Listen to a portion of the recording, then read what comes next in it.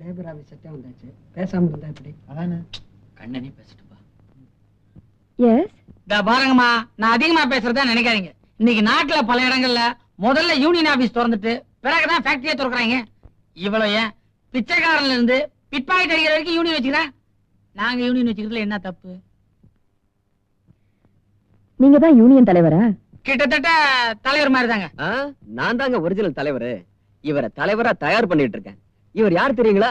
Empty ராஜசேகரோட மகன். ராஜசேகர் மகனா? ஆமா. நீங்க ராஜசேகரோட மகனா? எங்க அப்பா உங்களுக்கு தெரியுமா? கேள்விப்பட்டிருக்கேன்.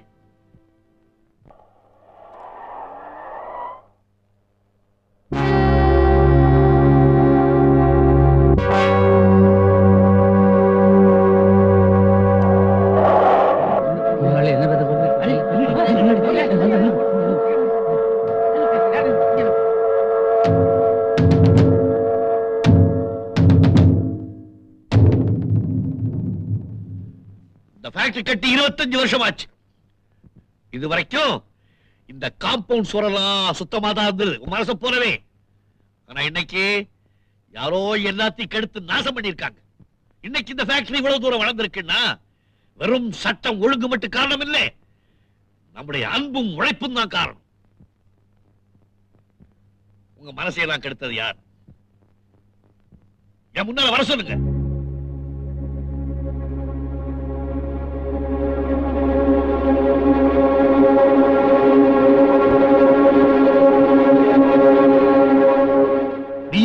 இல்ல நான் ஒண்ணு. வேற யாரு? ஏன் கோழ மாதிரி ஒளிஞ்சுக்கிட்டு இருக்க? வெளியே வா.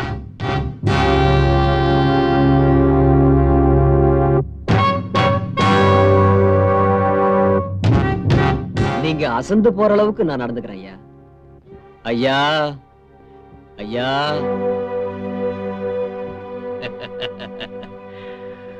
மிஸ்டர், கொஞ்சம் என் கூட வரீங்களா?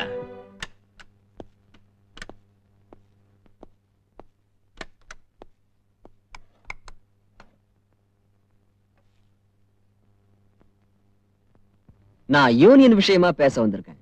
அதனாலதான்.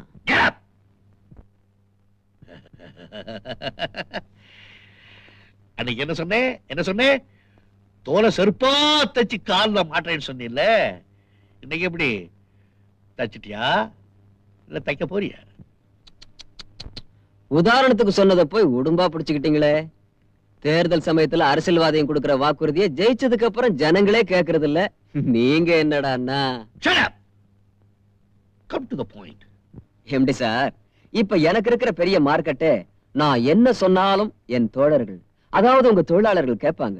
அதனால நான் சொல்றது நீங்க கேட்கணும். இந்த பசங்களுக்கெல்லாம் ஒண்ணும் தெரியாது. இவனுங்க கோரிக்கையெல்லாம் நிறைவேற்றணும்னா நீங்க லாபத்தை பேப்பர்ல தான் பார்க்கணும். அதனால நான் என்ன சொல்றேன்னா, காதும் வச்ச மாதிரி நமக்குள்ள ஒரு அக்ரிமெண்ட். எனக்கு 1 லட்சம் ரூபாய் கொடுத்துருங்க. ராவோட ராவா இந்த ஊரை விட்டே புறப்பட்டு போயிடுறேன். இவனுங்க பிரச்சனையும் தீர்த்து வச்சிடறேன். நீங்க நிம்மதியா தூங்கலாம். எப்படி வசதி? வேலைக்கு சேர்ந்து 3 மாசம் தான் ஆச்சு. அதுக்குள்ள என்ன வேலையெல்லாம் செஞ்சிருக்கீங்க? உங்களை சும்மா அனுப்பலாமா? 1 லட்சம் ரூபாய் உங்க தகுதிக்கு ரொம்ப குறைச்சல். என் கௌரவத்துக்கு ஏத்தாப்புல நானும் ஏதாவது செய்ய வேணாமா? First, you are dismissed, bastard. நான் வேலைக்கு சேர்ந்து 90 நாள் ஆயிடுச்சு. இனிமே என்ன டிஸ்மிஸ் பண்ண முடியாதே. இங்க லேபர் கோர்ட்னு ஒண்ணு இருக்கு, தெரியாதா உங்களுக்கு? Get out! தொழிலாளர் யூனியன்! தொழிலாளர் யூனியன்! தொழிலாளர் யூனியன்!